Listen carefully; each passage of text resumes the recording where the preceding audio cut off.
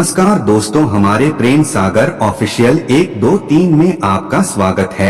आप सभी लोग जानते हैं कि 7 जनवरी 2025 यानी मंगलवार को पड़ रही है पौष मास की अष्टमी तिथि। और दोस्तों, यह वह तिथि है जो पौष मास में पड़ने वाली सबसे बड़ी तिथि है, क्योंकि यह मंगलवार के दिन पड़ रही है और इसका बहुत ही बड़ा और विशेष महत्व होता है।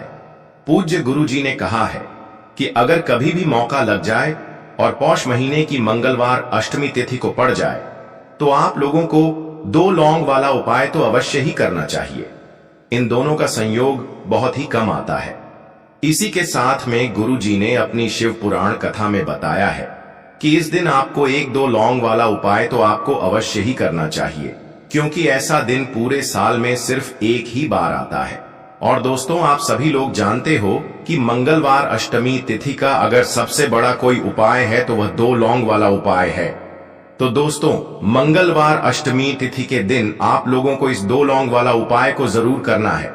बहुत सारे लोग होंगे जिन लोगों ने इस उपाय को ना किया हो, मतलब पूरा साल निकल गया, उन्होंने किसी भी दिन इस 2 लौंग वाला उपाय को ना किया हो। पर दोस्तों, आपके पास एक आखिरी मौका बचा हुआ है, जो कि 7 जनवरी मंगलवार अष्टमी तिथि के दिन है। इस दिन आप लोगों को इस वाले उपाय को जरूर कर लेना है।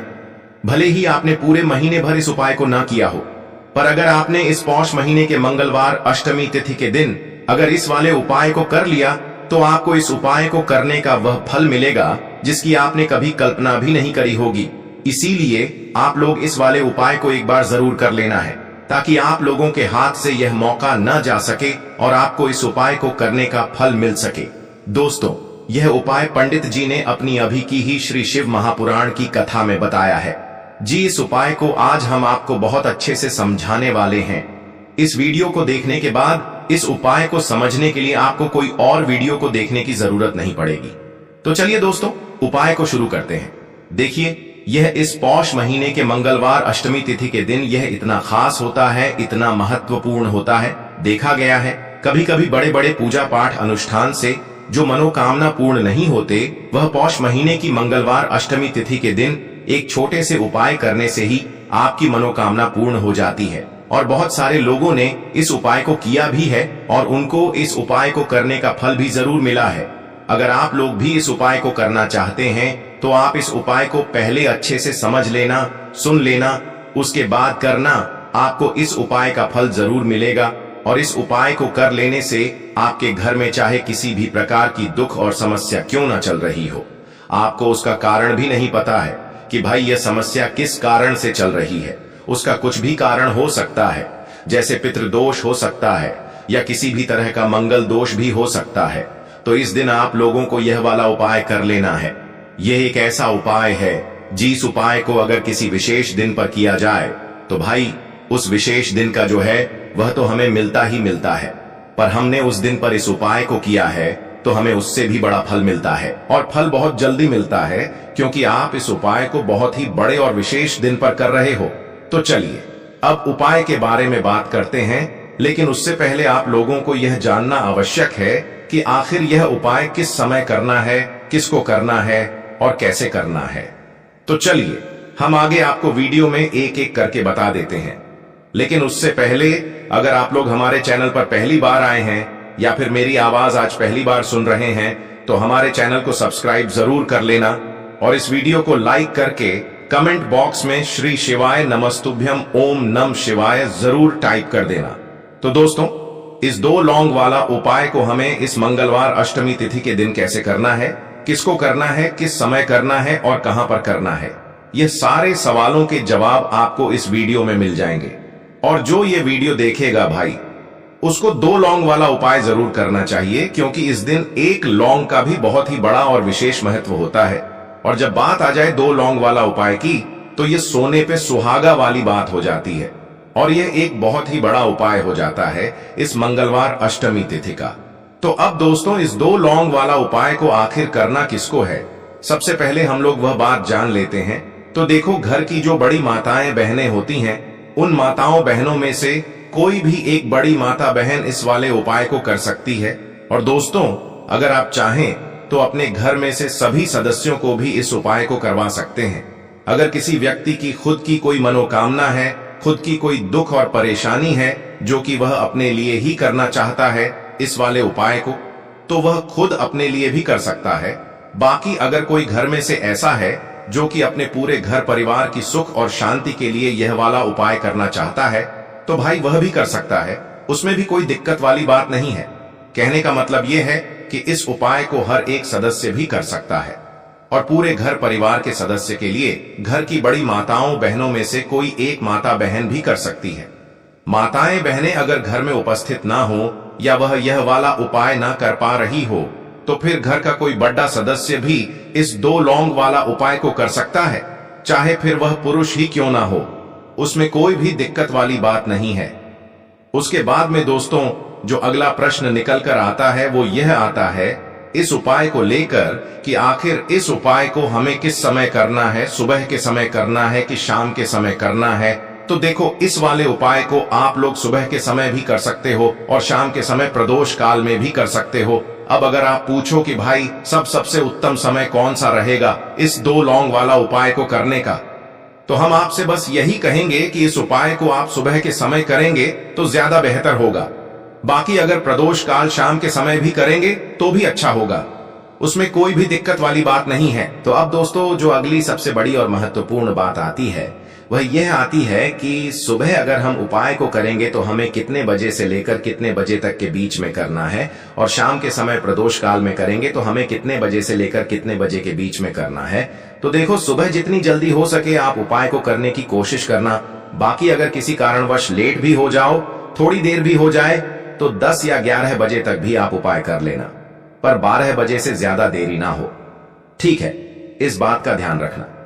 उसके बाद में दोस्तों अगर शाम के समय प्रदोष काल की बात करें, प्रदोष काल का जो समय होता है वो शाम के 6 बजे से शुरू हो जाता है। मतलब शाम के 6 बजे से लेकर 7 बजे के बीच का जो समय होता है ये समय प्रदोष काल का समय होता है।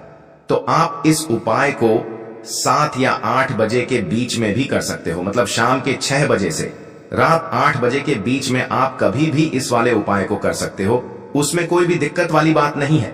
देखिए, यदि आपके जीवन में बहुत ज्यादा संकट है, बहुत सारी विपदा आती है, चाहे धन से जुड़ी कोई विपदा हो, चाहे आपका जो व्यापार है वह ढंग से नहीं चल पा रहा हो, चाहे आपकी जो नौकरी है वह ढंग से नहीं चल पा रही हो, या फिर बच्चों के विवाह से जुड़ी कोई भी समस्या हो, बच्चे ढंग से पढ़ते नहीं हैं, बहुत ज्यादा जीवन में विघ्न उत्पन्न हो रहे हैं, तो आज का यह वीडियो आप सभी के लिए बहुत ही खास होने वाला है। जीवन में यदि किसी भी प्रकार की समस्या चल रही हो तो पूज्य गुरुजी हमेशा अपने कथा में कहते हैं कि मंगलवार अष्टमी तिथि के दिन यदि आप मात्र 1 टुकड़े गुड़ से यह चमत्कारी उपाय करते हैं तो आपके जीवन की सारी समस्याएं समाप्त हो जाती हैं। यह उपाय आपको जरूर करना चाहिए। इस उपाय को करने मात्र से कुछ ही दिनों में आपको इसका असर देखने को मिलेगा। जीवन में आपके बहुत ही अधिक परिवर्तन होगा। देखिए, पूज्य गुरुदेव की ही कथा को सुन करके और समझ करके ही आपको समझाने का पूरा प्रयास करेंगे, लेकिन उससे पहले वीडियो को लाइक करें। देखिए, मंगलवार का जो दिन है वह भगवान हनुमान को समर्पित होता है और हनुमान जी हमारे जीवन के सारे संकट, सारे विघ्नों को दूर कर देते हैं। देखिए, आज के इस वीडियो में हम आपको 4 महा उपाय बताने वाले हैं। यह चारों ही उपाय आपके जीवन से समस्त संकट और बाधाओं को दूर करने वाले हैं। तो चलिए दोस्तों, जान लेते हैं सबसे पहले और चमत्कारी उपाय के बारे में। देखिए, यदि आपके ऊपर कर्ज बहुत अधिक है, आपके ऊपर संकट बहुत अधिक है, आपके ऊपर विपदा बहुत ही ज्यादा आती है, बार बार आपको किसी ना किसी कार्य में हानि मिलती है, यानी कि चाहे धन में हानि हो रही हो, चाहे शरीर में किसी भी प्रकार की हानि हो रही हो, चाहे व्यापार में कोई हानि हो रही हो, यानी कि किसी भी चीज में आपको लाभ ना होते हुए हानि हो रही हो, तो आपको यह उपाय करना है। देखिए, इस उपाय के लिए आपको 2 फूल वाली लौंग लेनी है, यानी कि लौंग का 1 जोड़ा लेना है। आप जो लौंग लेंगे वह कहीं से भी खंडित नहीं होनी चाहिए, इस बात का ध्यान रखें। इसी के साथ में आपको मात्र थोड़ा सा शहद लेना होगा और इसी के साथ में आपको एक तांबे के पास के अंदर अपने घर से शुद्ध जल लेना है। अब देखिए, इन सभी सामग्रियों को लेकर के आपको भगवान शिव के मंदिर में पहुंच जाना है। यह उपाय आप सुबह से लेकर के शाम तक किसी भी समय कर सकते हैं, लेकिन अष्टमी की तिथि पड़ी है तो यह उपाय यदि आप प्रदोष काल के समय में करेंगे तो आपके लिए यह उपाय बहुत ही सर्वोत्तम सिद्ध होगा। देखिए, सबसे पहले तो आप जो 2 फूल वाली लौंग लेकर के आए हैं, उन्हें आपको उस शहद के अंदर डालना है, यानी कि दोनों ही लंग पर आपको अच्छे से शहद का लेपन करना है। अब देखिए, सबसे पहले पल्ले तो आपके पास जो एक लौटा शुद्ध जल है तांबे के पात्र के अंदर, उसे आपको धीरे धीरे भगवान शिव के शिवलिंग पर अर्पित करते जाना है। श्री शिवाय नमस्तुभयम इस मंत्र का जाप करते हुए अब आपके पास जो 2 लौंग है जिन पर आपने शहद का लेपन किया है, उन्हें आपको भगवान शिव के शिवलिंग पर अर्पित कर देना है और आपको महादेव से प्रार्थना करनी है कि जीवन के जो संकट हैं, समस्याएं हैं, वह सभी आपकी कृपा से दूर हो, या फिर जीवन में जो कर्ज की समस्या है वह सभी समाप्त हो। इस प्रकार से कामना करते हुए ये जो 2 लौंग के जोड़े शहद वाले, इन्हें आपको भगवान शिव के शिवलिंग पर अर्पित कर देने हैं। आपकी जो भी समस्या होगी इस मंगलवार की अष्टमी तिथि पर निश्चित ही समाप्त होगी। तो इस प्रकार से आपको यह उपाय करना है। अब हम जान लेते हैं दूसरे विशेष उपाय के बारे में। इस उपाय के लिए आपको मात्र 2 गुड़ के टुकड़े लेना है।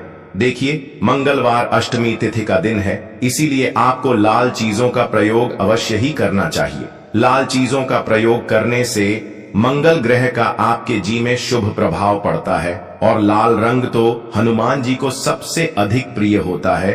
तो आप या तो 2 गुड़ के टुकड़े ले सकते हैं, या फिर गुड़ के टुकड़े नहीं हैं तो आप लाल चंदन का प्रयोग भी कर सकते हैं।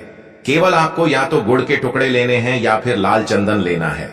इसी के साथ में आपको मात्र एक तांबे के पात्र के अंदर शुद्ध जल लेना है। इसी के साथ में आपको एक फूल वाली लौंग लेनी है। अब इन तीनों ही सामग्रियों को लेकर के सीधे आपको पहुंचना है भगवान शिव के मंदिर में। देखिए, पूज्य गुरु जी ने बताया है कि यह उपाय भी आप सुबह से लेकर के रात्रि तक किसी भी समय कर सकते हैं, और अष्टमी की तिथि है तो इस उपाय को आप प्रदोष काल के समय में भी कर सकते हैं। देखिए, सबसे पहले तो आपके पास जो एक लोटा शुद्ध जल है, उसमें से थोड़ा सा जल आपको भगवान शिव के शिवलिंग के सीधे तरफ, जहां गणेश जी का स्थान होता है, वहां पर थोड़ा सा जल समर्पित करना है। फिर थोड़ा सा जल कार्तिकेय जी वाले स्थान पर अर्पित करना है। फिर थोड़ा सा जल माता शोक सुंदरी वाले स्थान पर अर्पित करना है। फिर थोड़ा सा जल माता पार्वती के कटी वाले भाग पर अर्पित करना है। अब अंत में आपको उस पात्र के अंदर थोड़ा सा जल और बचा लेना है। अब इससे जल के अंदर आपको, या तो आप लाल चंदन लेकर के आए हैं तो उसे आपको उस पात्र के अंदर डाल देना है। यदि गुड़ के टुकड़े लेकर के आए हैं तो उन्हें आपको उस जल के पात्र के अंदर डाल देने हैं। और उसके बाद आपके पास जो एक फूल वाली लौंग है, उसे आपको अपने हाथ में रखना है। आपकी जो भी विपदा है, जो भी संकट है, जो भी आपके जीवन की विशेष समस्या है, वह सभी दूर हो, ऐसी आपको कामना करनी है। और यह एक लौंग आपको उस जल के पात्र के अंदर डाल देनी है। अब इस प्रकार से इस गुड़ से युक्त जल को और एक फूल वाली लंग जो आपने उस पात्र के अंदर डाली है, उसे आपको धीरे धीरे पतली धार के रूप में भगवान शिव के शिवलिंग पर अर्पित कर देना है। देखिए, जैसे ही आप यह गुड़ से युक्त जल भगवान शिव के शिवलिंग पर अर्पित करेंगे, यह शिवलिंग से होकर के जलाधारी की ओर बह करके आएगा। तो इस जल को आपको थोड़ा सा अपने सीधे हाथ में झेल लेना है और इस जल का आपको स्वयं के ऊपर छिड़काव कर लेना है। तो इस प्रकार से इस मंगलवार की विशेष अष्टमी की तिथि पर यह चमत्कारी उपाय भी आपको अवश्य ही करना है। अब दोस्तों, हम जान लेते हैं तीसरे विशेष और चमत्कारी उपाय के बारे में।